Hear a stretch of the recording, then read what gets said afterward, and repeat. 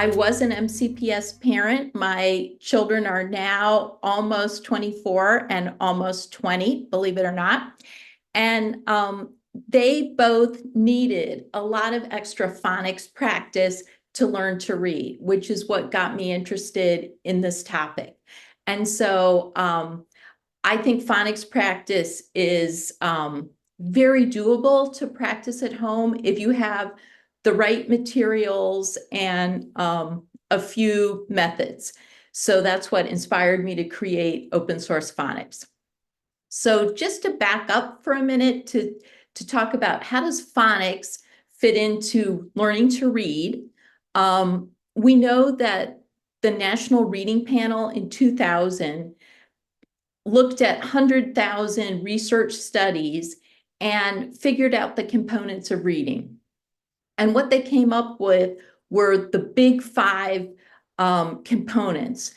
And we'll be talking about phonemic awareness and phonics and fluency tonight, because that's what these materials help build. But there's also vocabulary and comprehension. So just to talk for a minute about vocabulary and comprehension. When we're reading aloud to our child or listening to an audiobook or even watching a documentary, kids are building their comprehension skills and their academic language. So think about if we were reading National Geographic and reading something about tigers, think about the concepts that might come up, like what is a hunter versus a poacher? What is habitat? What is climate? And so when kids hear all these words and language and talk about them, that's really going to help them to read later. So reading aloud, taking your child to the library was all the advice we were typically given as parents, and it's really good advice for developing these skills. But phonics is a little bit different. Phonics is the mechanics of reading, and that's connecting sounds in our language to letter patterns that make the sounds. So we have 44 sounds in our language that make up all our words. As you know, we have 26 letters of the alphabet. So we have certain sounds like, say, the SH or the OY, oi, that are made with more than one letter. And of course, our vowels, like the A, for example, can make the sound in a go. It can make the sound in bag, the A sound in cake. So that's how we have 26 letters, but we have 44 sounds that we're working with in all our words. So this slide just shows you all the consonant sounds, which are fairly straightforward in our language.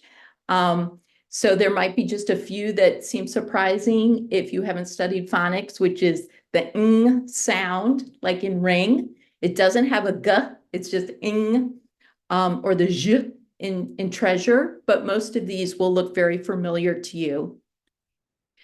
And then we have our vowel sounds, which are the heartbeats of our words and syllables. So every syllable, every word has to have a vowel sound. And we have 20 different sounds. But if you say, you take a look at the A sound, it isn't only made one way. It could be like apron or cake or snail or stay, but it's one sound in our language. And when we're working with phonics materials, it's really important to model pronouncing the sounds correctly. So we try not to add an at the end of our consonant sound. So if I were working with a child, I would say ba, but I would try not to say ba, because when they're sounding out words, we don't want to put that extra sound in. And here we have a great video, the Rollins Center video, that gives you really close-ups of someone pronouncing the sounds. So I will put that in the chat at the end. So in a lot of the lessons, we have oral brainstorming and sound play that works on bringing more awareness of sounds in words. So there might be a scripted lesson talking about the position of a sound. Let's think of words where we have a f sound at the end. And it's really not spelling at this point. It's just drawing awareness to words like cough or sniff or laugh, where we can hear that sound. Okay, and one way that we can do that is we can draw pictures, we can brainstorm, and slow things down so that a student has time to contribute words that have that sound that we're targeting. So in phonemic awareness games, we're listening sometimes to sounds. We're counting the number of sounds that we hear in a word and segmenting them. So for example, the word shrimp, I might be saying, okay, can you say, the students say, the word shrimp? And then what's the first sound you hear? Sh.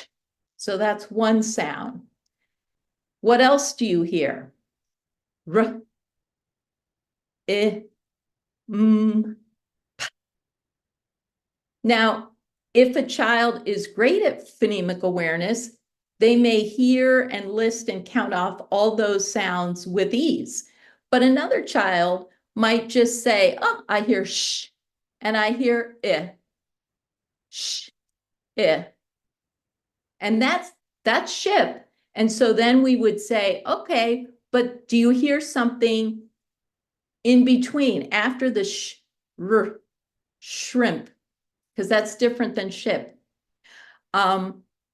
So one of the signs of of dyslexia is a poor sense of phonemic awareness. So it's tougher to hear and segment these sounds, which then become important for when you're learning to read and especially to write and spell.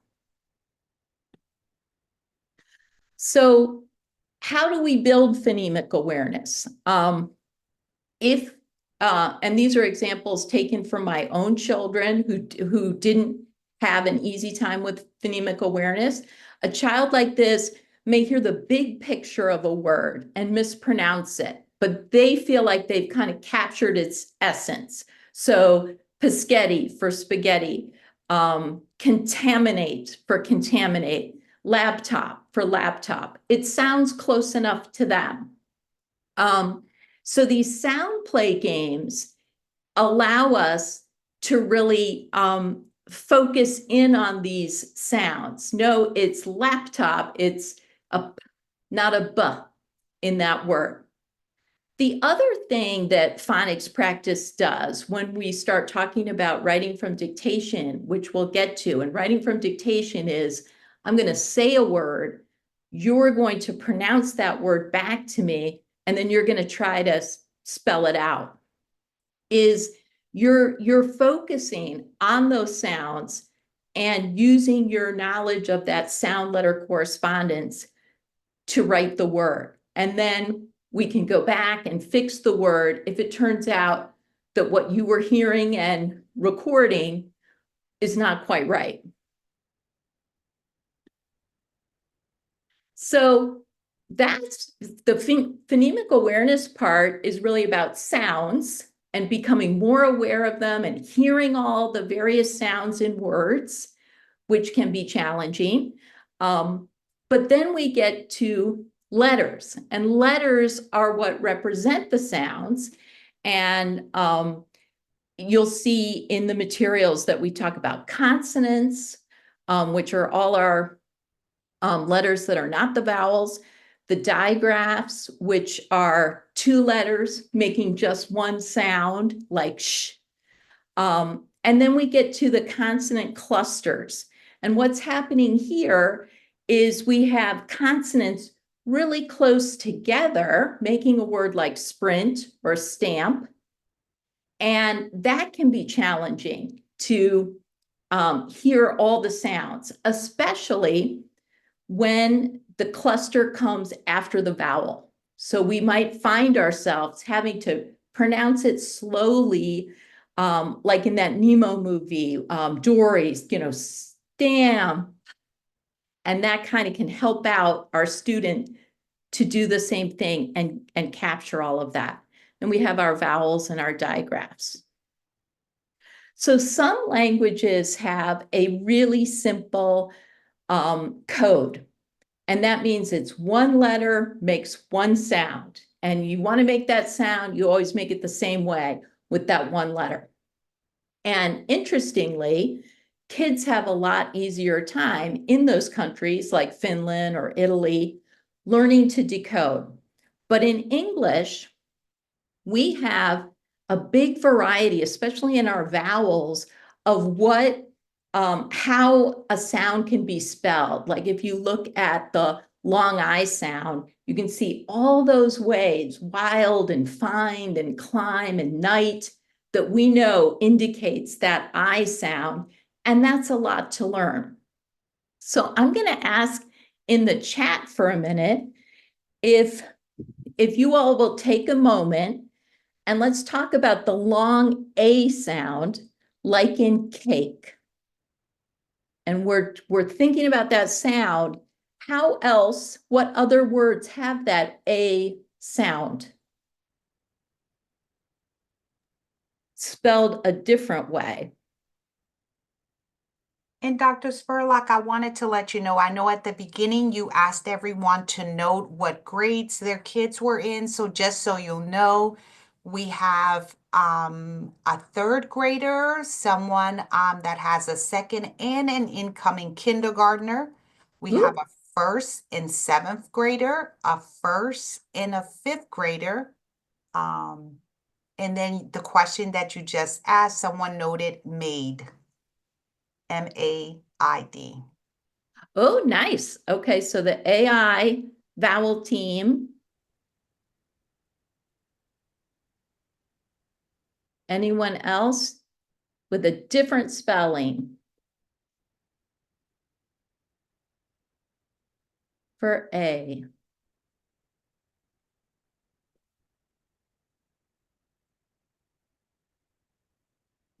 We have someone that noted play. Fantastic. Yeah. So, and you can see like in apron or even way or neighbor, EIGH, we have these different ways. And so the challenge is thinking sound is one thing, the word made has three sounds, m, a, d, three phonemes. But it can have a different number of letters and different types of letters to make that sound. So we're trying to work on two things at once, mastering hearing all the three sounds I need to spell a word, but also becoming familiar with all these patterns. So because English is a more difficult code, Phonics materials is helpful because it's like easy piano books, say, or easy guitar books. It allows us to let the students play with a smaller subset of the language to get really comfortable, really automatic with it, and then we keep adding in new patterns. So we don't try to teach all the ways that A would be spelled. We concentrate on one and then continue to add. And we're going to talk a little bit more about how multi-syllable words can be challenging and our strategy for helping students with those.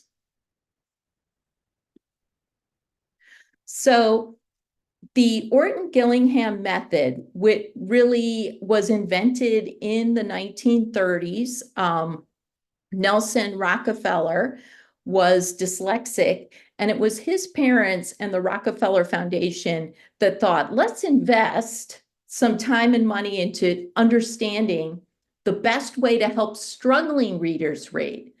Nelson was, fifth grade or older, struggling to read. So some kids find it easier, some less easy. And what they came up with was a method that goes back and forth between reading and writing. And it's multisensory. So you're never just reading a lot of text. You're never spelling in isolation. You're kind of doing both in this back and forth way. So let's take a look at what happens when we read. Our eyes first see the letters. We remember in our brains. We're connecting those letters to sounds. We might pronounce those sounds, og, and then think about whether I've ever heard that word before. Is it a word I know or I don't know, or a nonsense word? If I'm going the other way from hearing to writing, that's encoding or writing from dictation. Someone says a word to me, blog. I might then repeat it with my mouth, and then I start segmenting, blog. And then I think, how can I represent those sounds with the letters I know? I write them down, and then my eyes see what I've written down. And so as you can see, it's that back and forth. My eyes get good at seeing letters and knowing what sound I think they should make. But at the same time, my ears get good at hearing certain letters and then writing them down. And so what we're looking for is sort of automaticity. We're looking for those things to become really easy. And that's why I say we might do flashcards in two different ways. So we might lay out the flashcards of all the letters and patterns that we've studied and have the student just point to the cards and make the sounds. Or we might do it the other way, where we just see the card. The student sees nothing, and we make a sound like ah, and the student repeats the sound and writes the letter. And that's that kind of back and forth practice that you'll see in the lessons. Another component for kids that have dyslexia is a weakness in automatic naming, or RAN. And so that's just measuring how fast can I say what I already know. So if I know all my numbers, how fast can I look at them and call them out? And that changes from brain to brain, just like, when I was a little kid, I remember 7 times 8 is 56 was a very hard math fact for me to learn. I had to repeat it many, many times before it became automatic. Another child might have found that a much quicker process. So we're all different, but repeated practice will get us to the same place, which is the fact becomes automatic. And this is really the beauty of one-on-one practice, because especially for our older kids, if they're still needing to practice a letter sound correspondence or a particular skill, and they're surrounded by kids who are finding this very easy, that's already a locked-in pattern for them, that can be really stressful. But in one-on-one practice, it doesn't matter what other kids are doing. We can just give all the practice that we need to lock in that skill. Okay, so in order to sort of practice the phonics scope and sequence in an easy, logical way, we separate it into 6 syllable types. So The first syllable type is by far the most common.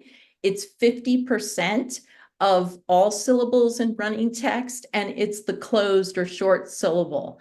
And so we have 42 lessons that will take us to the point where we can write words like shrimp and basket and sunset and words like that. Then the next most common pattern is the vowel consonant silent E pattern in bike, to, blame. And by the time we add those in, we're able to read and write words like landslide. Then we learn the open syllable, and the open syllable is when the vowel is not closed off with a consonant. And now we're reading and writing words like apron, open, music. So we learn that sometimes that vowel is going to be long, sometimes it's going to be short. And that's a skill that can take a lot of practice for kids. But once they learn it, they're really able to decode over 75% of the words in running text. And I'm not going to go over the latter half of the sequence, but that includes like vowel teams like train and play, our R-controlled words like bark and corn, and the consonant LE pattern. But these happen to be less frequent patterns, which is why we teach them in the second half. So in 1 through 42, you're really dealing with most of the phonemes in our language, something like 70%, 50% of running text. And we really don't want to rush this, because once you can decode and encode words like prompting and crisp and slingshot without leaving anything out, you've really gotten the hang of decoding and encoding. And the rest will be just adding new patterns. It's not going to get any harder. It's just a new chord is coming in. A tip for helping kids to sound out words is to sound out through the vowel. So we don't want to hop like z, it, we want to say zip. And if we need more time, we can always extend the vowel sound. So pat would be a great way to sound out pat. And so how you can support children to do that is to make sure that those short vowel sounds are really solid. And then when you're putting a consonant in front of them, encourage them to sound out straight through the vowel. I'm skipping that. And this is just a slide I created to show what is decodable after you have studied those three biggest phonics group, which is the closed, like man in mandate, the vowel consonant silent E, like in mandate, and the open syllables like the pro and proportional. So you can see that now the momentum is going to feel a lot more on the child's side when they are very comfortable with these most common patterns. We also work on common prefixes and suffixes, because that's another really helpful way to be able to chunk words when we're reading them into manageable parts. And we can talk about meaning. So the nice thing about using lessons like the ones in open source phonics is that it's completely scripted. And so you can learn right along with your student. You're not expected to remember these rules or phonics patterns, which you learned so long ago that you can't remember how you've learned them if you're an adult. So it's all kind of scripted with new things entering bit by bit once they've been taught. And students feel like it's a predictable routine. So we always start with review with flashcards or by reading and writing sentences that we did in a previous lesson. We always have oral brainstorming in the beginning, in the first, like, say, 50 lessons to work on that sound sequencing. We always have a new pattern. And when we introduce a new pattern to help with automaticity, we have the student say the sound and write it on a dry erase board 3 times while saying the sound. We always have high frequency words to add, and we always have words and sentences first to read and words and sentences then to write. So that back and forth nature. So I'm just going to. Dr. Spurlock, I have a question actually for you. Yes. So we talked, I know the previous, I think, slide you talked about that we should try, because I always thought that when you sound out the word, you needed to do like and then put it together. So what's the logic into not doing that versus what you're saying? Okay. So the problem is those consonants really are so fast, right? Like, and what's going to happen is it might go to puh if I break it up.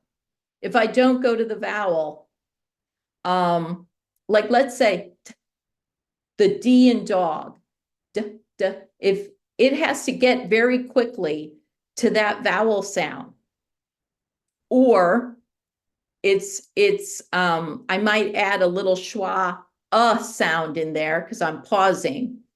I think it's also it will. I guess the point is that mentally, brain-wise, there is no problem with extending the vowels because vowels are meant to be extended. Like if we're hearing a singer sing a song, it's all the vowels we hear. So if I'm working on sounding something out and I need a little more time, I can always say must and then get to the end. But a little harder in the beginning if I kind of staccato jump. But sometimes kids will, but we are doing 42 lessons where every single word is going to have a short vowel sound. So we want those to seem really easy. Like I know when I get to I know when I get to I'm not thinking about what other sound it could be. So it helps me to blend. I hope that You did. yeah. Thank Yeah. you. And some of the things we do, it's not like we explain it to kids, but we just do it and then they copy it. So if they see us sort of extending the vowel, then they think, oh yeah, that's okay to do. Clop, got it. That's what I do if I need extra time. So I'm now going to show you open source phonics. And I need to stop share.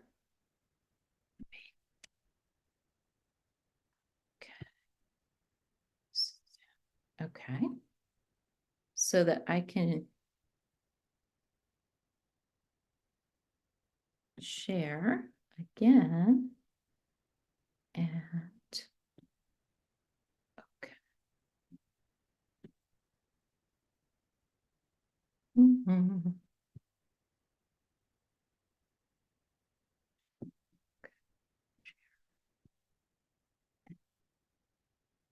Thank you for bearing with me. So here's the open source phonics website.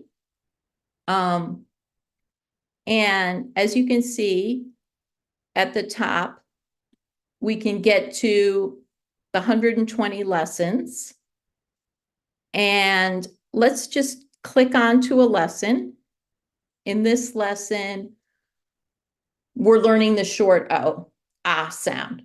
And so we start with the review, and that would be taking the flashcards and the words and maybe a sample sentence from one of the previous lessons, making sure that the student has retained that information and can do that, no problem. And we say, great, you remember so much from last time, fantastic. If they need more review, then we just go back to a previous lesson. Then we're introducing that new sound, ah, as in octopus. And we're saying and writing that sound. And here I would say that it makes sense to have your student write the letter correctly. And you can go on to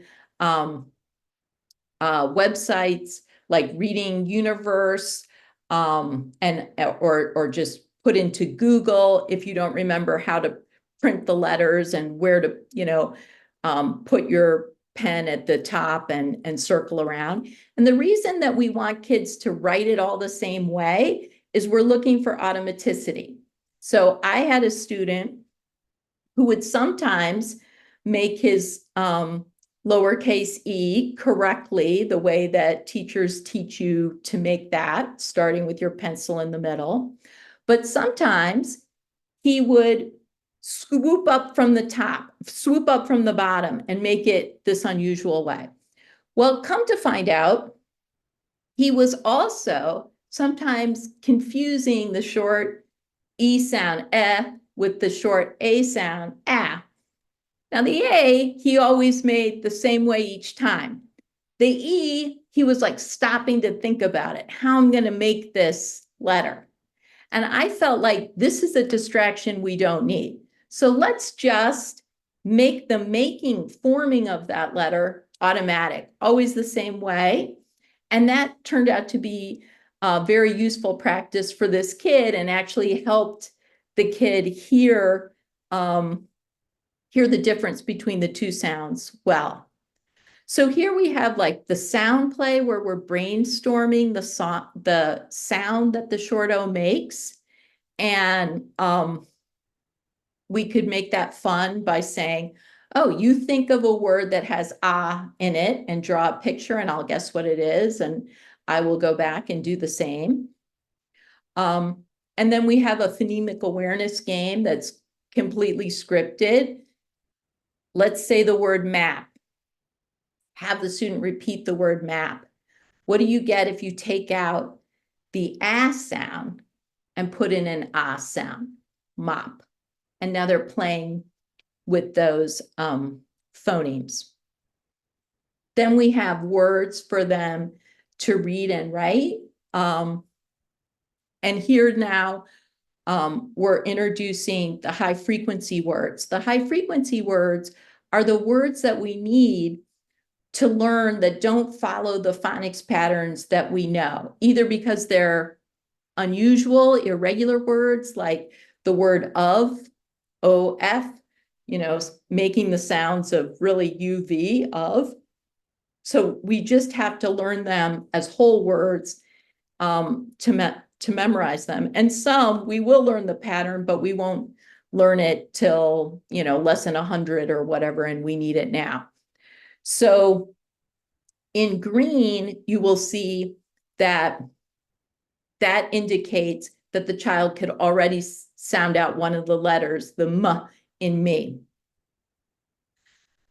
Then we have sentences for the student to read and sentences for the student to write from dictation. And we're going to end at this point by having the student do a triple read of some of the sentences above, and that's to build that sense of fluency. Now, when the student gets a little farther along, like say, now we're in, bake the vowel, consonant, silent E pattern, we still have the phonemic awareness games. We have longer sentences to read and write, which builds on all the knowledge of phonics that we learned before. And we can get to the story groups where we can now read a whole story and do a triple read of that. And you'll see that there are 10 story groups. So once you have learned the silent E pattern, all of the stories here will be decodable. The last thing on the website that I want to show is my contact information, and we really respond to any questions that come up as soon as we can. So that's important too. Okay, let me get back and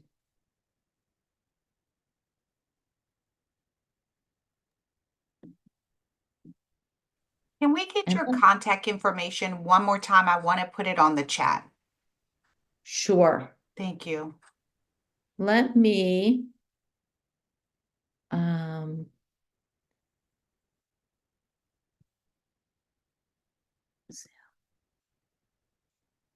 let's see, I am trying to get to the chat.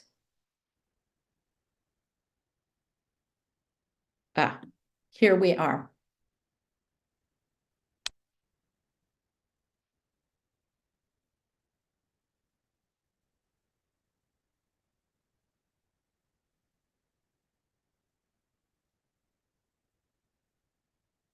And so, and if you just put open source phonics into your browser, that will take you to the website that we were just at.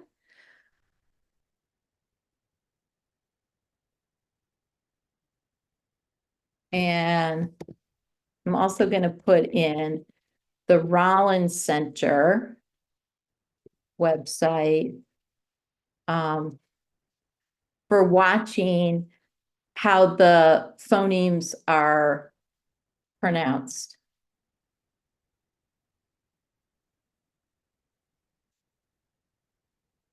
Okay.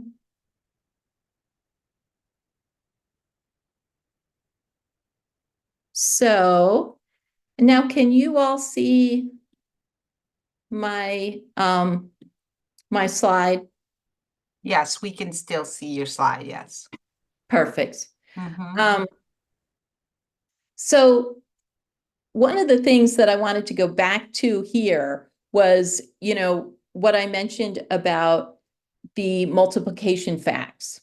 If we polled each other, we would all be different if we could remember how long did it take us to learn certain facts, our sixes, our sevens, or what have you. And so why I think this is important is we know kids are different. We know that different kids will need different numbers of repetition to learn a skill. And how does that happen? It often happens by adults being there to, if they're playing soccer, set up the cones, watch the kids dribble around the cones. This practice isn't just happening on its own. It's facilitated by an adult who's saying, I know that this is going to help you become a better soccer player in the real game. And it's really very similar to phonics practice. If, you know, we're the adults who know, hey, going through these flashcards, being able to read and write these words more easily, more automatically, is going to help you in the real challenge when you're reading and writing something in school. So I think we have to give ourselves credit for enabling that practice to happen. And so here's just a few reminders about like how we do the review. Well, we could do the flashcards in those two ways of either seeing the letter and saying it, or hearing a sound and being able to write it down. Or we could write a sentence that we had already been able to write from a previous lesson, or read one. Our tips for the high frequency words, I would say, you know, make flashcards, then you can do it the same way. It's going to be always easier to recognize words and read them and say them, like say if the word is here or who, then it might be to be able to hear the word and be able to spell it correctly. And so if a kid needs to be able to look at the card to spell there, say, correctly, my policy is just to leave the card out while they're, you know, reading and writing sentences. And if they need to consult it, they consult it. But here again, writing multiple times is what leads to automaticity. Sometimes, okay, so now when we're getting to the writing from dictation, the challenge here is to realize that kids are going to get some of it wrong. And to make it fun, we have to be enthusiastic about, oh, you just wrote this sentence from dictation and all of the words are correct. I only see 2 that we need to fix. So perhaps the student might enjoy guessing which are the words that need to be revised. The other thing that you can do to help the students when they're writing sentences from dictation is break up a long sentence into shorter chunks. So if it's too much for the student to say back and remember and write down, you break it up into those chunks. And we always do want the student not just to hear what we're saying, but to repeat the word, because we want them to get clues from their own mouths and as well as their ears in terms of what is the sound, you know, that I'm hearing. So sometimes you'll see a mistake and you could say, have the student read out what they've sound out what they've written. So if they wanted rod, but they've written rad, just say, you know, can you sound that out? Rad, you didn't want that. How can we fix it?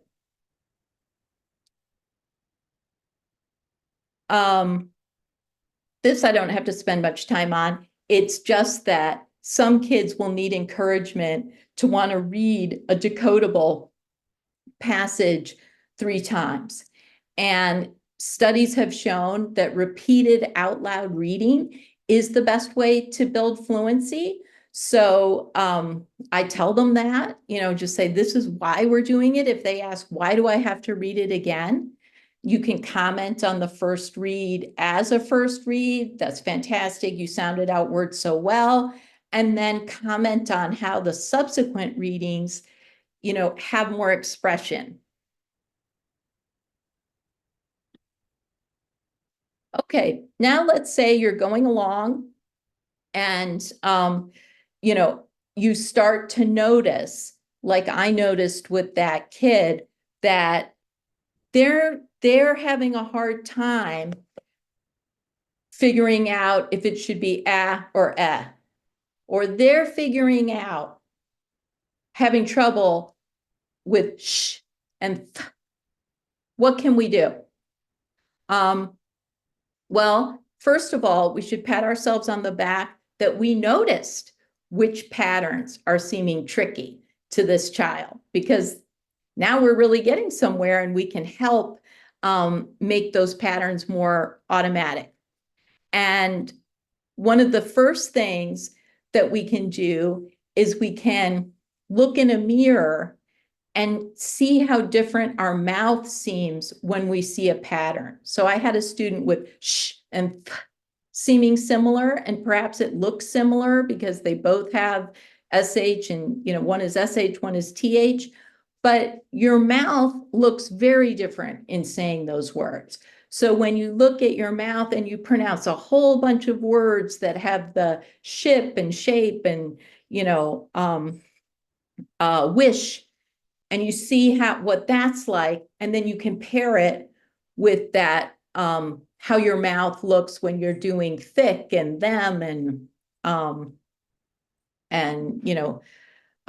thanks. That's a way of helping the child have a clue of how to distinguish, when they repeat a word, what's happening. And then I would say you might need to support a particular sound with a picture. A kid who's having a trouble with, the short E versus the short I, you might have that flashcard either have an elephant or an igloo, or if it's an O, a picture of a soccer ball.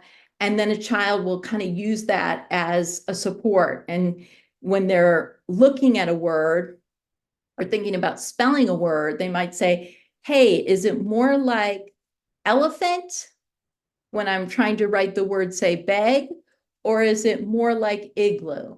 Elephant or igloo, and have that as a support to get to the right sound. And what we do is make those comparisons first really easy and say, look, we're only going to do on this side of our dry erase board all the words we can think of with one pattern. Then we're going to do the other pattern. And then once we feel really confident, we can mix back and forth.